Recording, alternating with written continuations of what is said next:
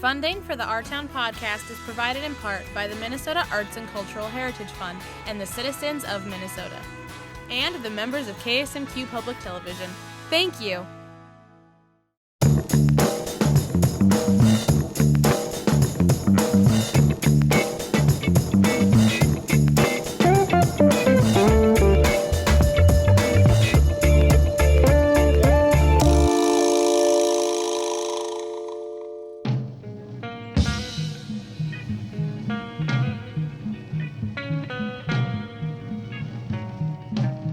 Welcome to Our Town Podcast, a KSMQ Public Television show. I'm your host, Danielle Teal, and today we have a very, very, very important show for you.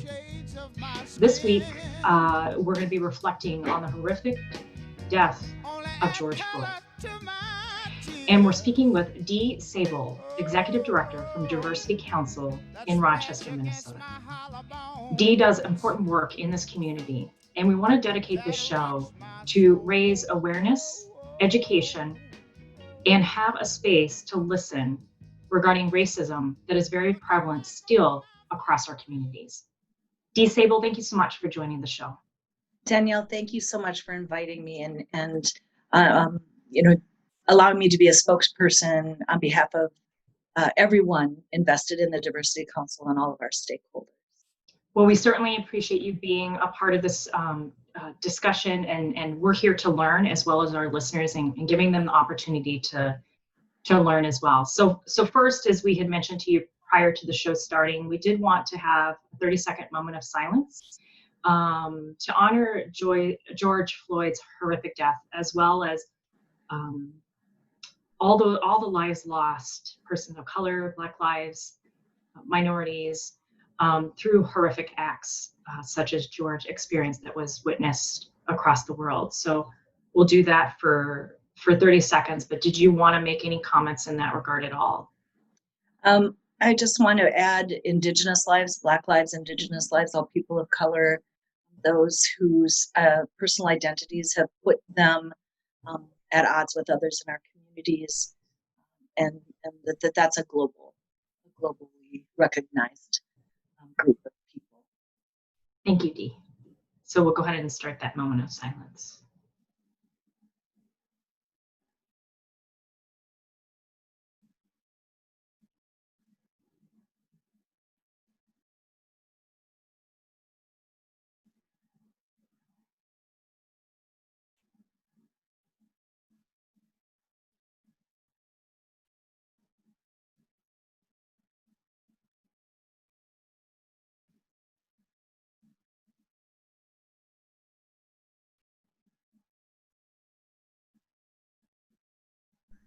Thank you. Imagine if every meeting started that way, Dan, right at this time. We definitely want to do this right, Dee. And as I told you prior to this, we're here to listen. And I want to provide an opportunity for those listeners and viewers that will be looking to the show, an opportunity for awareness, education, and what we can do actively in the community and beyond, because there are things that we can do. And so to start this, we would love to hear just about your journey to the Diversity Council in Rochester. How did you come about to becoming the executive director? And we'll move forward from there.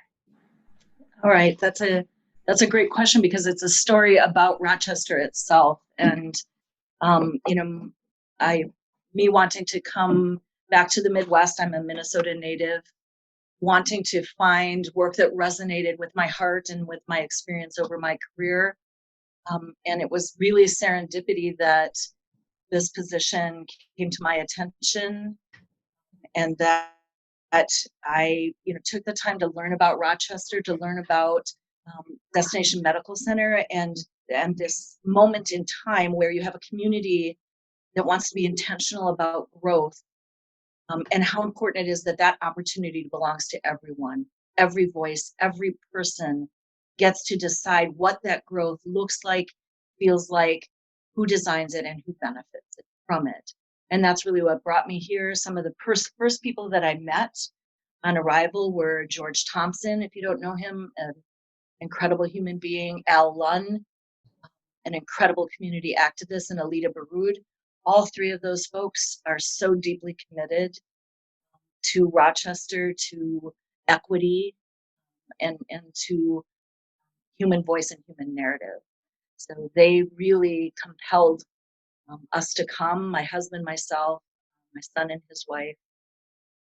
And we have been incredibly blessed in this opportunity.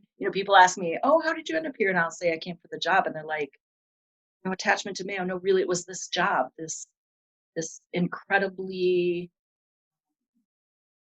open and beautiful opportunity to connect with people and their lived experience in this community. What is your background with diversity and inclusion, and what is something in Rochester that you think you have added value to in that regard? So my background has been in lots of different areas. A founder of the Diversity Forum in Colorado Springs. Have worked my entire life in the realm of developmental disabilities and the rights of individuals who are differently abled. I have worked with innumerable organizations that focus on racial equity in particular, but also gender equity. Worked with the Women's Foundation of Colorado, worked with many institutions that focus on women and the injustices and inequities that our society perpetuates against women. So have done a lot of that work. Was delighted to come and find so many people primed to do the work together here, to take action, to go beyond just like the celebration of difference, and really work toward how do we expand our knowledge, our common language, our common understanding, in order to really create some difference in the systems that we have built here.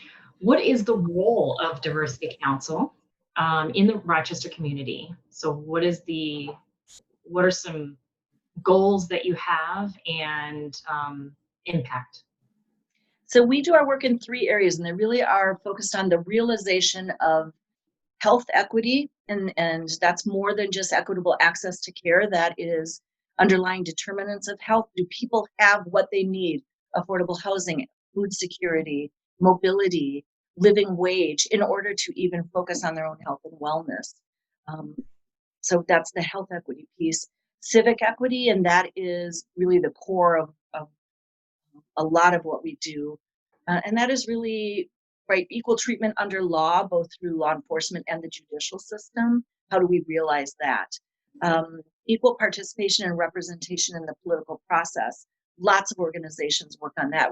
Our focus has been on how do we encourage people to find pathways to elected and appointed leadership.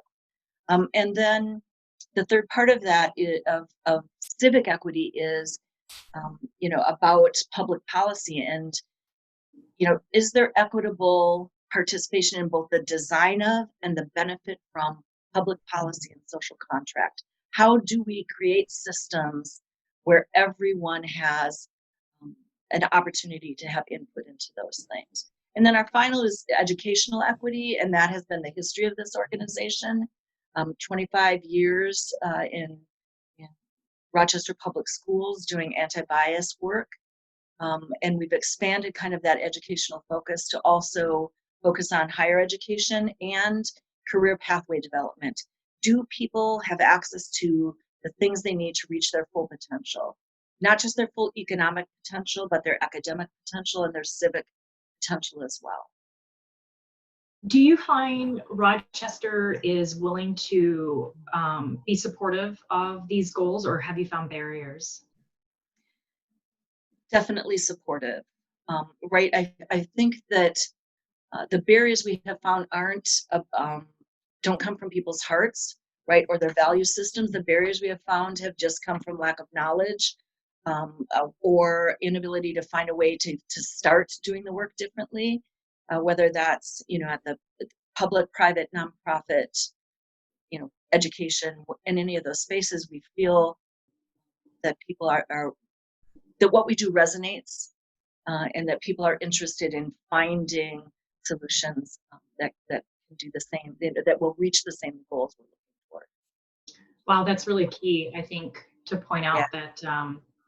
that knowledge is a big component of that, and it is good to hear that the Rochester community is receptive to hearing and being educated in this regard. Yeah, unique in that I feel like Rochester is unique in that it has both the desire to be better and the capacity, right? The capability to be better. It has both of those things, and that's not true of every. Right, and certainly a first step, right? With the initiatives with the Diversity Council, how have you, as an organization, helped combat discrimination in the Rochester community, and how has this changed in the face of the pandemic? So we do three kinds of work. We have equity initiatives, and those are really community engagement and community education. They're grant funded for the most part. And there are things like our human library, our allies and advocates program, ways to really go out into the community and talk about bias and talk about race and talk about different things that lead to that knowledge and understanding. And those are traditionally in-person kinds of things, right? This work really works best when it's human to human and we have that accountability to one another. But we are moving our human library into a more virtual mode to try to continue to tell stories, to have people talk to one another about different aspects of their identities. Our second type of work is, training and consultation. Incredibly important. And we actually do that beyond just the region here. We have clients all over the state of Minnesota and other states. We have some national clients. And that really is an enterprise for us. It brings funding that we bring back into the community and expend on our other initiatives. And we had been already moving toward virtual delivery, facilitated virtual delivery for part of that, and have been able to capitalize on the use of a PPP loan, by example, to keep our work moving forward there, and feel like we're in a good spot. Just have to make that transition with organizations to do some virtual work for the time being. And our third is community mobilization, and that really is funded, in partnership with local corporations, local individuals, but also the city and the county. And that really is that, how do we activate individuals? How do we get them? How do we create space in different critical dialogues and at different tables to be sure that voices are heard? And that has continued. We have a community mobilization resource coalition comprised of liaisons to different ethnic communities that are part of our population here. And they are able to participate virtually, though it's not quite as impactful, again, as in person. But we have funding challenges, like everyone is having right now. I feel like our work has increased tenfold, and our funding is jeopardized, like every other nonprofit and small business or business of any. We're going to talk about ways that people can help at the very end of this. One of the questions I do have coming from what you just expressed, I think it would be really helpful for people to know more about, is the human library. How can people get involved in that? What does it entail? So the concept is that a community comes together and talks about bias and what are the most prevalent biases that we have here. What are we biased against? What are the things that we feel? And then creates a bookshelf of human beings who talk about their lives through that bias lens, not as a representative. So, for instance, you can come to the Human Library and you can check out one of our immigrant titles. We know that we have some bias against immigrants that perpetuates here. You can check out one of our bias titles or immigrant titles, and they can talk to you about their life as an immigrant. but they're not going to tell you this is what it feels like to be an immigrant or an immigrant. They're going to say this is what it has felt like to be me. This is the impact that bias against immigrants has had on my life. This is what I want you to know about me, why I came here, why it's important to me to be part of community. And it's very, very impactful. This is a model that came out of Denmark in the year 2000 and has proven to change people's level of empathy. So you come to the human library and you check out a human book and you sit down and have this conversation. It really is a conversation. And it has proven to change people's level of empathy toward difference. Because isn't that a part of it, Dee? Learning beyond your own lens, Yeah. and having that connection with someone else, their story, their experience in life, it opens a person up to receiving and learning to understand what that person, as much as they can, in their own bias, right? What the person has experienced. It seems very valuable. Absolutely. And it's it's like a threefold process. If you can think about it as like the blooming of a flower, right? It starts by recognizing that you have your own worldview, and it's your worldview is the result of all of the experiences that you've had in your life, who you've interacted with, your education, your family, even your heritage form your worldview. And then recognizing that that each individual has their own worldview. And finally, recognizing that all of those worldviews are legitimate, are of equal value, and are important to understand and to embrace if we're all going to live together successfully in a world that diversifies more every day. That's good stuff. I appreciate you sharing about that. There's no doubt that racism exists, never more prevalent than what we've witnessed with George Floyd and so many others that have passed before him.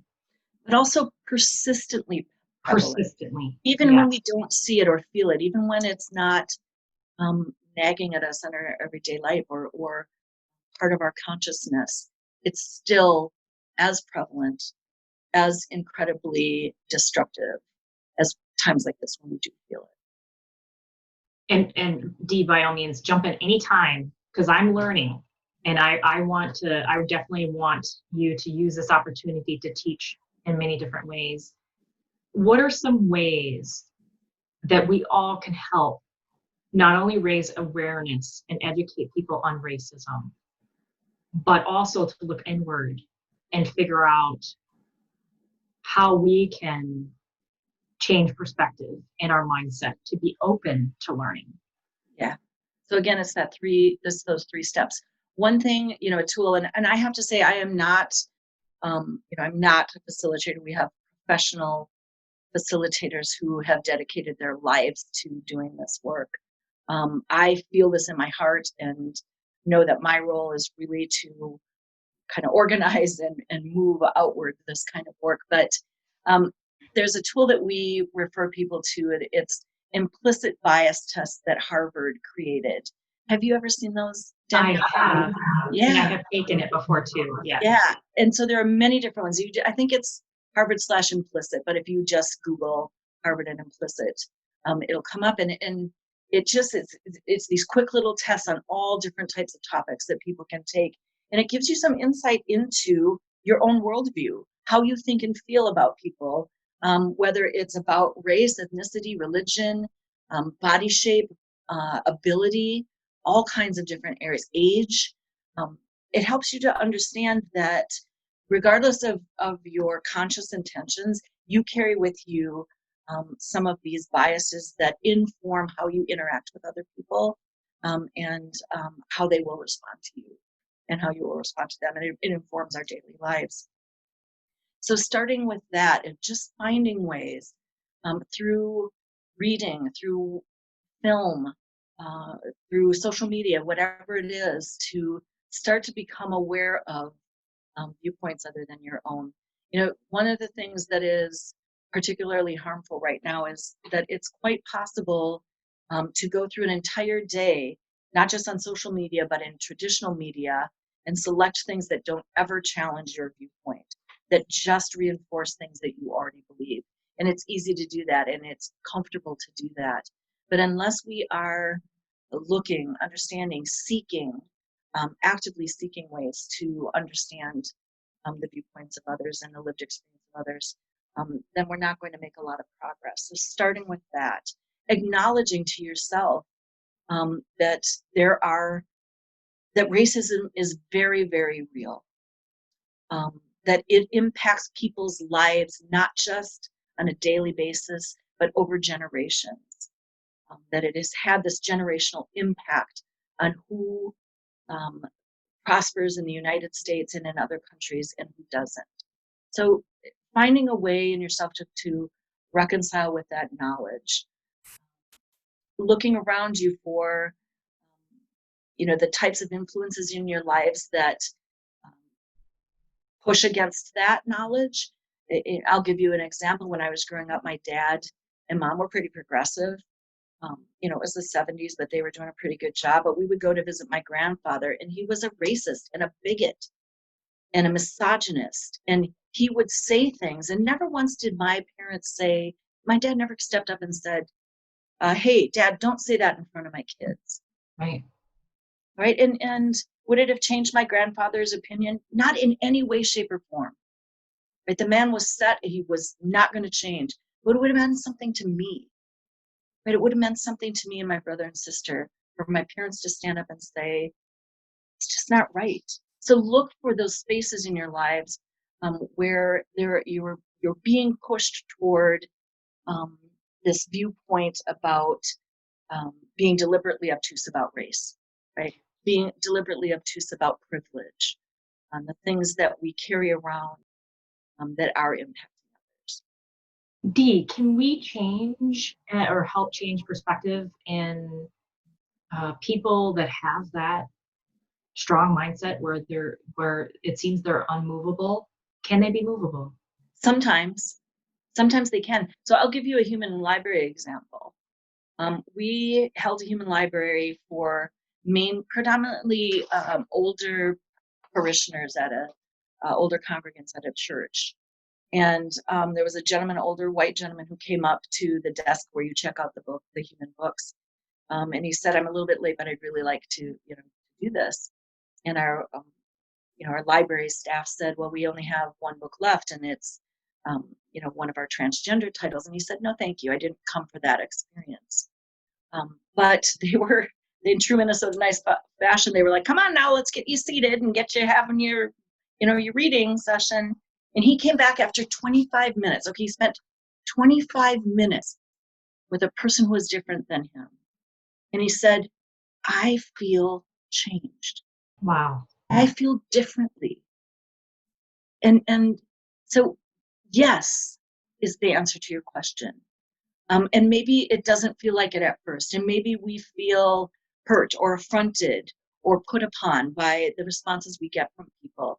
And we feel that a lot even in our allyship. I hear that so much from people. Well, I want to do the right thing, but I keep getting shut down.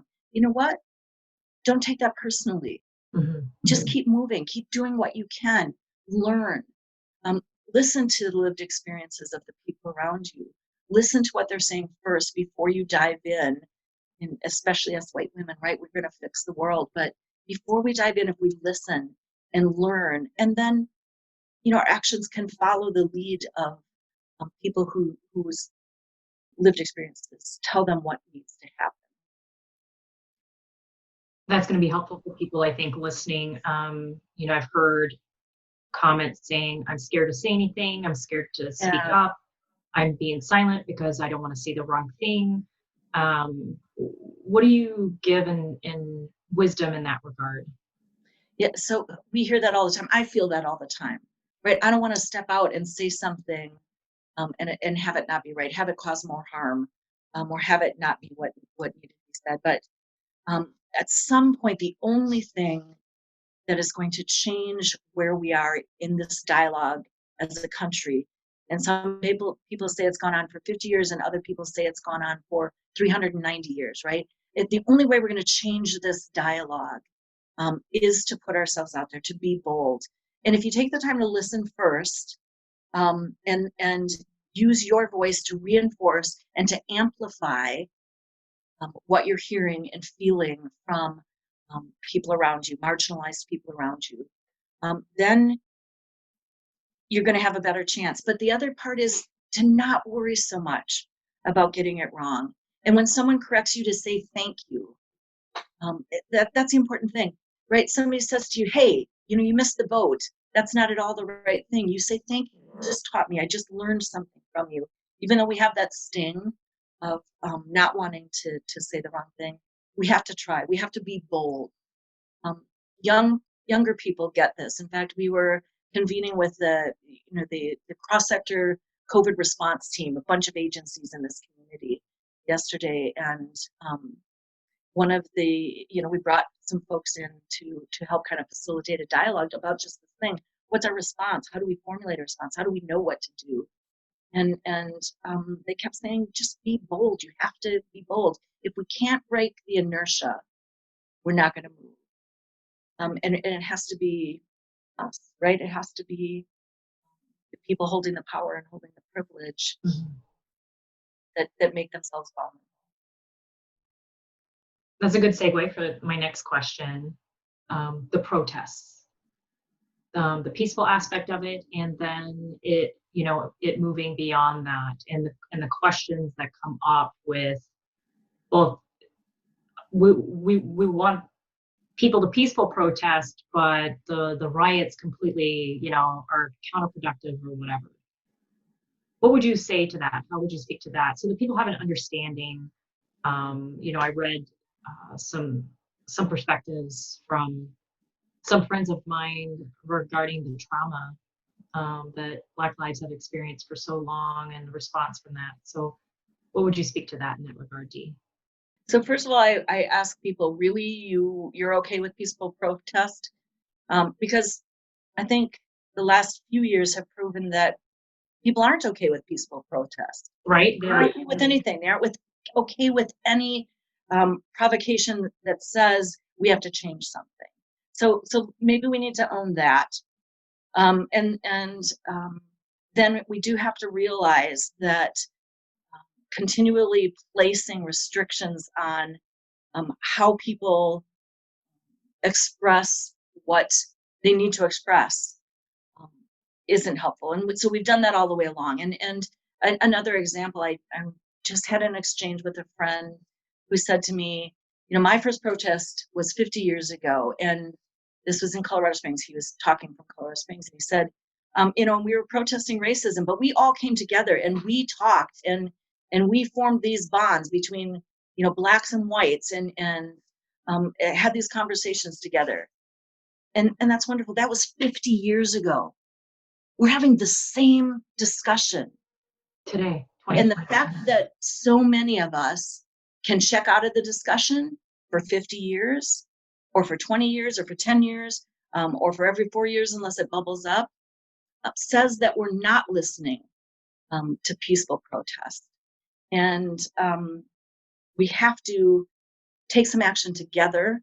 And I am not in any way condoning rioting or looting or any of those things, but those things are coming from a space of being unheard for an interminable amount of time.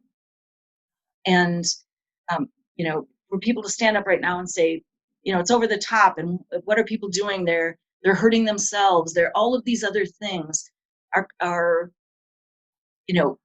things that we don't need to consider when we need to consider the point is that voices are not being heard, and we are not using our voices to amplify, and therefore things are happening that amplify in ways that may not feel good.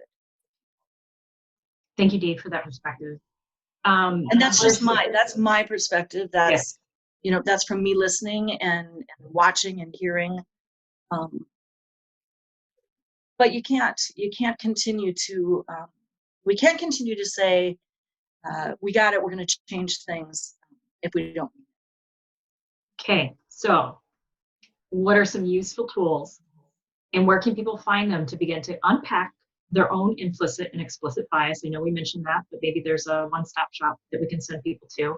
And how do we create a shift in mindset regarding racism, opening people up, understanding the process and the phases of peaceful protest and how they expand from there, so that people can learn and self-educate, and we can begin the good work of getting rid of racism, hopefully. So incredible resources available. And, I'm a little bit biased, but we do a great job of,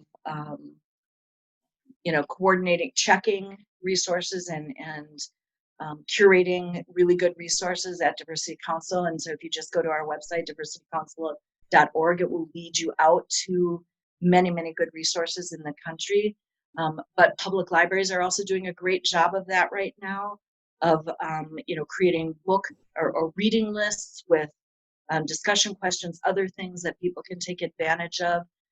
And then there are, always the big organizations, the ones you may never have gone to before: Southern Poverty Law Center, the Anti-Defamation League, Black Lives Matter, NAACP.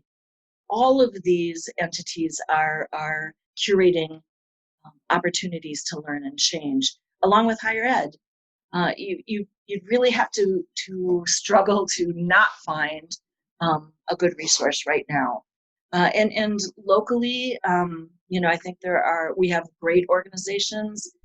We have coalitions of organizations.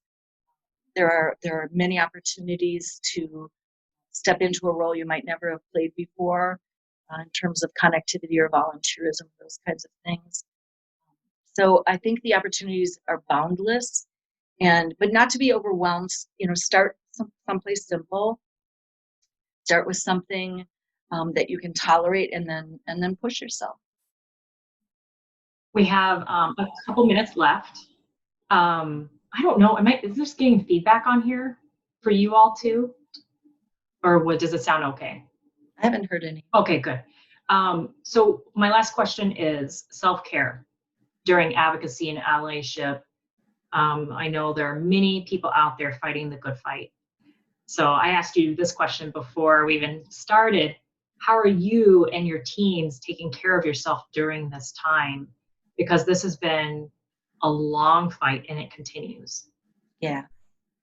I think the main thing that we're doing is making space for each other's voices. We have to have that place where we can set down things that are heavy, and help one another recognize that there has to be outlets that we have personally. Remind one another to breathe, to take advantage of positive stories and positive activities and interactions that help restore where we are.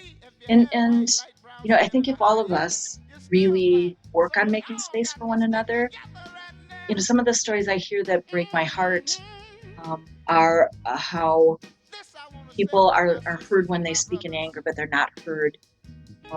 If their voice isn't raised in anger, isn't, like sometimes people only feel legitimate when they're angry, and otherwise they don't feel that they're heard, or that people feel shamed about their own emotions because they think they don't have a right to them, because they know others' stories are harder or deeper or more painful. So recognizing that shame isn't something anyone should feel, especially if you're on your journey toward allyship, you're on your journey toward understanding. Don't be ashamed of where you are or where you have been, because that is just part of the environment that created you or made you a person. Don't take that shame with you. Let that go. Give yourself grace. Move forward, and then let's do that for one another. Let's not shame one another. Let's be graceful with one another. Let's appreciate that everybody's in a different place, and we want people to continue to move forward. Dee, thank you so much for being here today. Yeah. It's been such an honor. I can't thank you enough for sharing your perspective, and we hope that this is helpful for listeners and viewers with the show. I'd like to thank Annie. Danielle, Yes, too. thank you. I'd like to thank Annie, my co-producer for the show. She does amazing work, and she gives everything to this show. You can listen to us anywhere that you listen to podcasts. Right. That they hold us back. They're holding us back. They're holding us back. I wonder, sometimes I say